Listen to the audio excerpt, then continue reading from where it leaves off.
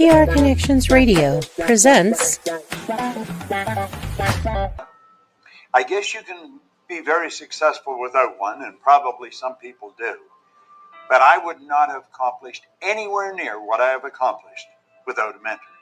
I have had a number of mentors, and my whole life has changed dramatically. I went from going nowhere to having a business that operates all over the world. If you want to win in a big way, you want to get a mentor. It's almost like getting a direct pipeline from their mind to your mind, where you're gaining all their wisdom, all their experience, and all the studying that they've done over a number of years. And like that, you get it all in a short period of time. Are mentors important? Well, I'm going to tell you, mentors literally changed the course of my life. Let's take a look at what thinking into results is and what it could do for you, how it came about. You see, my life had changed dramatically. I went from earning nothing to earning over $1 million a year. And I was sitting one day and I was thinking, how did all this happen? Do you know, I was reading Think and Grow Rich. I was studying Earl Nightingale's material. But a lot of people have read those books and studied Earl's material. And they weren't accomplishing what I was accomplishing. So I had to ask myself, what am I doing so different? You see, I had been raised to believe if you're going to earn a lot of money, you've got to be really smart. I was earning over $1 million a year, and I didn't think I was that bright. I was also raised to believe if you don't go to school, you can't win. Well, I hadn't gone to school. I went to high school for about 2 months. I didn't have a good job. I owned the entire company. If you want to be happy, healthy, and prosperous, it's all here. Thinking into results is going to show you how to get it. If what I've said really triggered something in your mind and you're thinking maybe, contact the certified PGI consultant. Hit the button, leave the information. Do yourself a favor. Sit down and talk to them about what this program can do for you. This very well could be the decision that will change the rest of your life. Greetings. Welcome. That was Bob Proctor Gallagher. My name is Sid Maestri, and welcome to our Thinking and Results podcast today. And we're going to talk about the lesson, environment is about our looking glass. Excuse me, looking to my glasses there. And what that means, environment's your looking glass. When you look around, the results that you produce is a reflection of what's going on inside of you. So if you want to know how things are inside of you or anybody else, look at their results. And we're going to talk about the self-image today. And I'm going to go back to 1960 when Maxwell Maltz was a plastic surgeon. And he noticed that the people would do the work and they would look perfect. And some people would be really happy, their attitude would be really up. And other people would be glum as if it didn't work. Their attitude would be negative. And it got him to thinking that about the self-image, the inner self-image, and what started the research in psychology dealing with the self-image. So today we're going to look at the inner self-image, we're going to look at the outer self-image, and we're going to look at the most important one, and that's the perfection, the third one within you that we're striving to, I like to say, manifest the perfection that, if I can say it, that God has put in us, in creating us. So today, my guest is John Gage, a trained voice actor. He's laughing at me because I stumble once in a while here. But we have so much fun because we get to spend an hour the day before. Absolutely.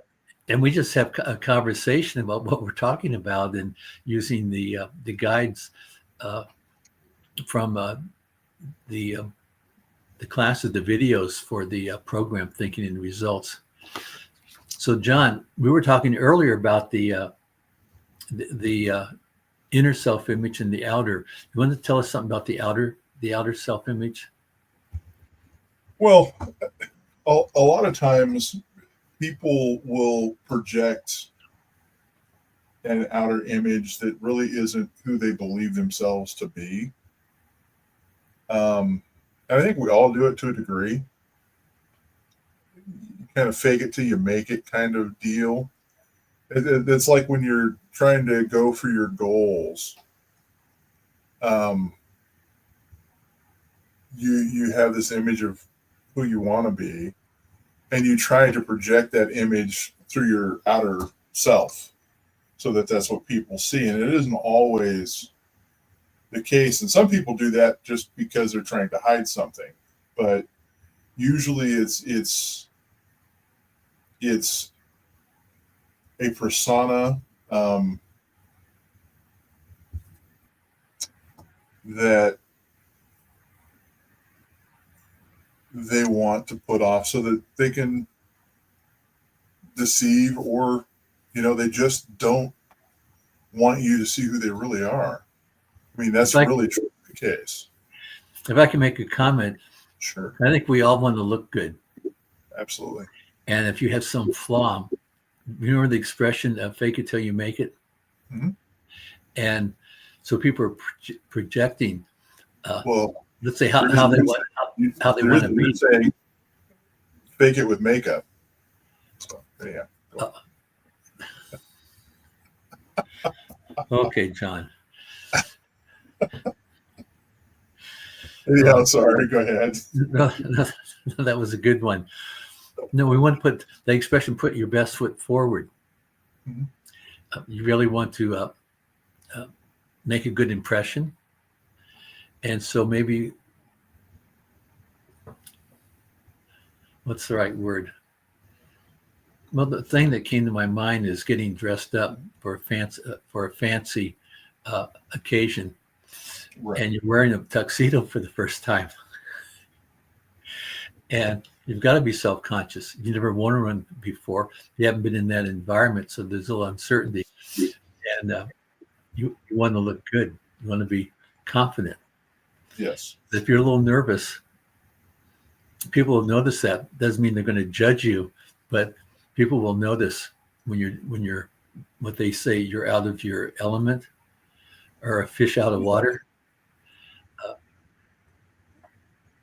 Yes, yeah, that's actually a good term, and a lot of times you'll see for like the outer image, you'll see this a lot in salespeople. I've done sales for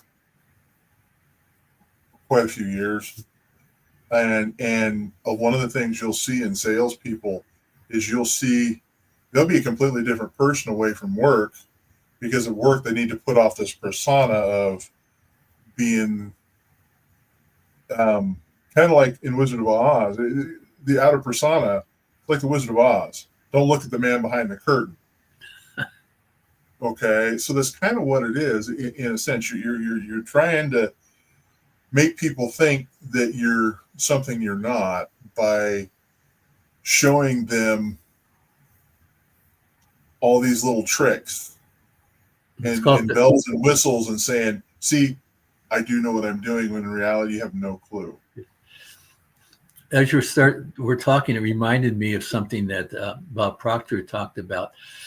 And if you're a salesperson, mm-hmm. before you go into the meeting, before you open the door, you've got to, I want to say, be calm. You got to center yourself, let go that you're trying to sell something, but you're there to discover if they have a problem that you can solve. And True. You sit down with a prospect and you're thinking about the commission. It's an energy. It might not be a conscious decision, but we talk about a soul-to-soul connection, and they just have this feeling. They just recognize there's something in your energy that you're trying to make a sale. And he's absolutely right on that. Yes. I know. Go ahead. I was a stockbroker years ago, financial planner, and I remember a couple prospects, potential clients that I could help, but I was young, and I didn't go in thinking about a commission. But in solving the problem, seeing what they needed, I knew that if they said yes, that would be a good payday. And it didn't work. Of course, I'm in the middle of that, and I didn't understand it. I didn't have a clear picture on it. I didn't have a mentor like Bob Proctor, or a program like Thinking in Results where you learn these things. Well, when you and I met, I was selling insurance. Yes, I remember. And I had to get to the point with insurance because I'm sorry, you're sitting down and it's like, oh my gosh, if I sell this, I just made $3,000. Yes. Okay. I had to stop doing that in order to start selling insurance correctly. I had to start asking the right questions because I sold a lot of accident and medical stuff for people.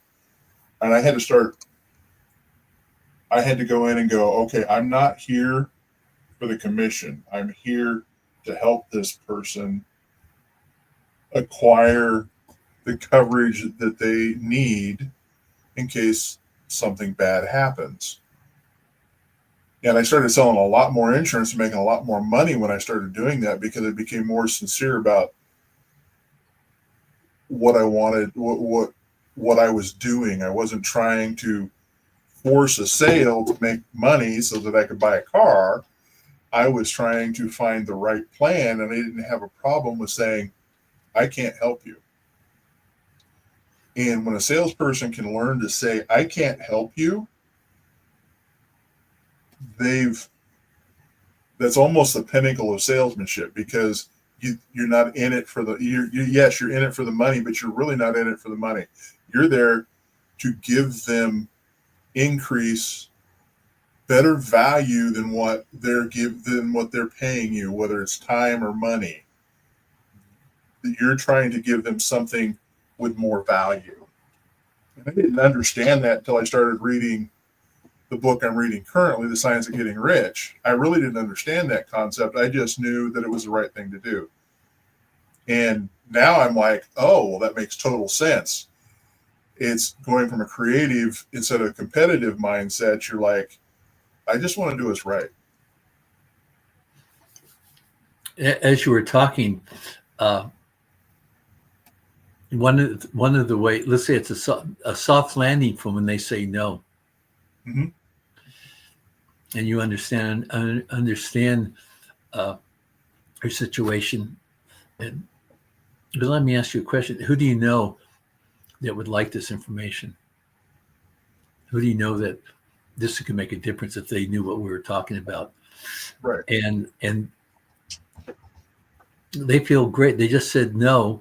They like you, but it's just not what you presented wasn't going to solve their problem, whatever the issue was.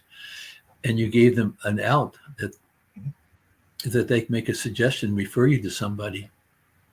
And you didn't say, can you refer me to somebody?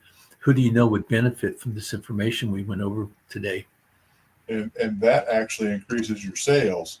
Of because course. Now you go, hey, Sid, John referred me to you. And he said that what I have may actually be helpful to you. Do you have 30 minutes? That's a good way. Makes a big difference. Oh, John sent you? Well, what do you have? Well, give me the 30 minutes and we'll talk about it. Well, I've got I have a funny story. Mm-hmm. This was the guy wanted to buy, I think it was a pickup truck. Yeah. And he'd seen an ad. He goes in and he's just really, really obnoxious with the salesman. And, wow. And when the guy finally, they finally put a deal together, he left and came back. And the guy really wanted it. And he gave him finally went up a price that was an extra 10%. Now I'm going to say this on video here. And the purchaser said, what's this extra 10%? He says, that's the asshole tax. But the beautiful thing was, guess who was making referrals and not knowing it? He was sharing the story with his friends on how he was shafted by the car salesman, and 5 or 6 people came in to buy vehicles from him because they knew the guy was a blank. Well, was So exactly what. inadvertently, That's funny. inadvertently, he was making referrals. I don't know if that really happened, but it was a story I heard that. That's funny. And Well, fortunately, I remember it. But so this is back to the outward appearance and who you think you are. This is an evolution. You know, it's like when you set your goals. I think we talked about this earlier. You try to be that person, and then you eventually become that person. You know, you want to be a good salesman, and you think, well, I'm going to show them all the benefits to this, and they'll buy this, and I'll make $500,000 or whatever the money may be, instead of going, okay, how valuable is this to this person? Is it even going to be worth me talking to them about? And that comes out. That comes out to the person. It's like setting your goals. It's like when I started out wanting to be a voice actor, it was like, okay, I could kind of picture it. It was fuzzy. You know, you could see a guy talking to the mic. But now I see this guy, and this is from doing this daily. I see this guy, me, sitting behind a microphone in this office with all of the soundproofing equipment going up, reading audio books and recording cartoons and recording voiceovers for movies. Dude, can you imagine how fun that's going to be? Oh yeah. I'm excited about it. I just want to do it. It's exciting to me. And the pictures. And the picture's clear. I know what I want now, and I know I understand my goal. And now I've got this vision of who I am that's clear. So when I'm projecting to the world who I am who I am. I think so. You're quoting Popeye there. I am. Remember? I am what I am. So I want to say a few words about the third image, the third image, which is the let's say is deep in your subconscious, and that image is of a perfection, and that's what we're striving for when we have goals and what success we want in life. The more we're doing the work that we're talking about, being able to write out your goals, write out that vision, the picture who you are, and through the repetition, you're working towards when you hit that perfection of being the successful voice actor. That's who you are. And when we talk about potential, everybody has the potential to do or be whatever they want. But most people don't start because they have an inner image. Their inner image doesn't see them doing it. They may want it. They can pretend like they've got it. So they pretend, and we pick up on that. You know, you may not know why, but it's like there's something off about that guy, you know, or that girl or whatever. You're just going to go, there's just something that's not right. And you may not know why, but it's there, and it's because they're projecting something that you know, they're projecting their outer image. The notes that you sent, do you mind if I read what you said about outer image? Please. The outer image, this is the one that you project to the world by the way you walk, talk, dress, meet, and greet other people. That image is the outer expression of your inner image. Your results are always a reflection of what is going on internally.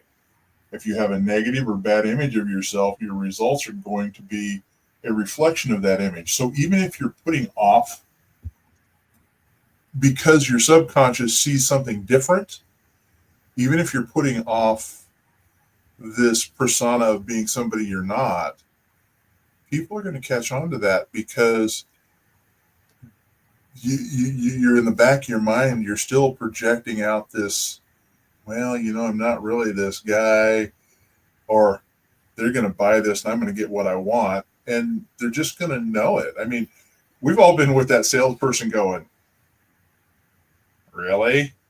You just said, oh, please. You're just like, this guy is not who he says he is. You gave me I want to say an idea, but made me think of something. And this happened years ago when I first started jogging. I was in my 30s. And the first time I went out to jog around the block, run a mile, it was like 9 minutes. And I was out of shape. I gained some weight and all. And I started going to the track. Pretty soon it was 8 minutes. Mm-hmm. When I was running on the track, the last 100 yards, whatever pace I was running, when I got 100 yards to go, I was running as fast as I could, picturing finishing a race and winning. It took a few years, got down to 7 minutes, got down to 6 minutes, and got down close to 5 minutes. But all along in any of my workouts, I always finished picturing myself winning and raise my hands in victory. Right. And I didn't know anything about this. I didn't know my practice finishing. It was like innate of doing that. Because I had not been a runner. But here's another thought, athletic thought from my experience. I like to claim I'm a champion, world-class free throw shooter, basketball. And I've been shooting 90% since I was 15, 16, playing in high school, and into my adults playing with adult basketball, senior leagues. And then I had the idea, one of the NBA teams in the finals back in around 95 or so, lost a key game because they missed all their free throws, like 5 out of 6 in the last 2 minutes, and cost them the game. And I'm thinking, well, I can certainly shoot better than those pros. And you could be a pinch free thrower. Yes, coming off the bench. And I was 55 or so when I was going to. I thought, well, I don't know how I imagined this. I just know that I went out and shot 100 free throws 100 times over a year and a half, and keeping track of everything. And I just knew I was good, and I expected. I never expect to miss. I always see myself making. I ended up, I like to say, I missed 600 of them. I couldn't imagine missing 600. Wait, I shot 10,000, missed 600. That's 94%. That's in the Steph Curry territory. But of course, I wasn't playing the game with all that kind of pressure. But I still did not expect to miss. And when I did miss, I knew why I missed, because my mind wandered. I was keeping track of the numbers, how many I made and how many I missed, and it was all an inner game. And that fits our notes too. It says the more you move in the direction of the image, the more your life will improve. There's no end to the good that you can experience as you develop a greater awareness of the perfection that does lie within you. And that's my goals. We talked about the weight loss goal that I have. One of them is working out 3 days per week. And as you know, right now I'm pretty weak in certain areas, so it's hard for me to do it. Starting December 2nd, I've actually hired a coach that is going to work with me where I'm at currently physically to get me to that 3 days a week. So by the end of December, I'll be doing 3 days a week. And I'll start fitting that part of my goal. I'm already getting close to a mile a day. I'm averaging a mile a day now walking. That's good. Good start. But I do that in my house. And that's a good thing. I'm getting close to these goals, starting to set them. And it's all because when I started this, I'm like, I'll do my best. And now it's like, no, it's going to happen. And you find ways to make this happen. And you can see yourself. Hmm? Tell us why you're so eager to be fit and trim, healthy. Well, gotta There's only one reason, John. get married in June and go on a honeymoon and have a whole different life, spend time traveling and all that kind of stuff. Absolutely. Need to be fit to keep up. And you can't enjoy, in facts are, you just can't enjoy life if you're not physically strong enough to do it. It's not that I'm not physically strong. I just have, because I've been so ill, and there's other things to it that haven't been talked about on this program, but because I've been so ill, I've got weaknesses in joints and stuff, but I just have to get it back, and it's a matter of doing it. And now I started seeing myself doing it, and then all of a sudden your life does improve because you're sitting here, you're thinking about it, and things start coming your direction, and you have to be with it enough to recognize these as they come, or you're not going, or you're going to miss them. That's just like the program, the Coach That Heart, came off Facebook of all places. It just I was like, okay, I need to really start figuring out where I'm going to get this 3 days a week. And this popped up. This is literally a coach that's around the corner. They're not even a full mile from my apartment. That is super. And this is what they do. This is the only thing they do. They help people that are compromised where they're at become stronger and get fit and get to where they can start doing things. It's amazing what comes to you. Well, I'm looking forward. John's in Jacksonville, Florida. I've never been there. I'm in Las Vegas, so I haven't bought my ticket yet, John. But sometime at the first of the year, I'll get my ticket. It's going to be June 12th, and I get to dress up. I'm looking at the time here. It's 28 minutes. I just want to wrap it up with our three, the outer image. Our results are reflecting the outer image of how we see ourselves, and the inner image is where we see all the flaws and things that we wish we weren't doing, or what's the word? The self-talk. I'm not worth it. I can't do it. All the negative thoughts in our program is to get everything into the positive. In fact, our affirmations we use. I'm so happy and grateful now that John is a successful voice actor, but gratitudes, affirmations, positive about our goals. You might write that down. I am so happy and grateful now that, and then you fill in. I've actually removed the now that. No. I say I am so grateful that I am a successful voice actor. Well, they got 45 seconds. So we got the outer, inner, and then the third one, the real us, the picture of perfection that God created in us, and our job is to fulfill our potential. Absolutely. Thank you, John. We will talk next week, and we're going to talk about the terror barrier. What's stopping us? What's really stopping us from getting what we want? So it's been a pleasure having you on today. I want to thank our viewers and hope that you picked up a few nuggets that could help you. And You can reach me at sidmaestri.thinkingandresults.com.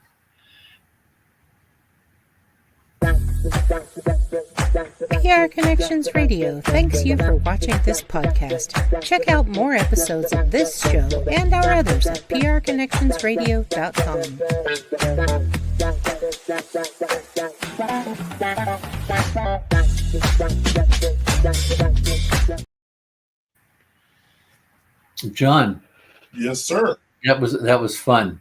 Did good. And just at the end, I remember the quote, and it might be in the first lesson, but it's God's gift to us is all our the talent to do. I should look it up. But God's gift to us is the ability to do what that gives the talent, All things. ability and the talent to do what, all things, and our gift to God is to develop those. Essentially, it's I know the quote. I know what you're talking about. As Bob said, we have infinite potential. We just have to figure out what we want, write it down, read it every day, think about it, carry your goal card, and magic happens. One day at a time. Exactly. If you made a 1% movement in the direction you want to go,